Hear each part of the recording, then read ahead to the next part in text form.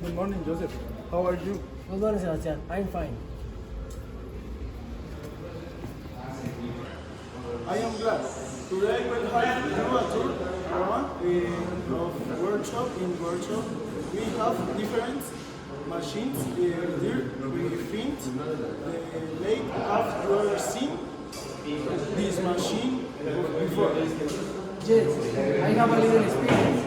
I worked in a workshop for 4 months. It helps you to cure the piece and while they rotate high speed. Very good. I see that you experience with the late. Yes, just to like the milling machine next to it. This is used to a table machine which remove the material of one piece by feeding the work pass a rotating multi-point filter. Here we have several styles of milling machine and lathes from different origins. Two from the use of German are one and Spanish one. Great, please go on. Here is the greening machine.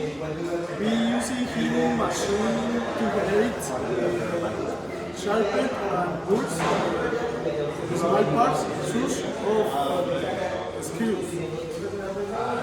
Excellent, Sebastian.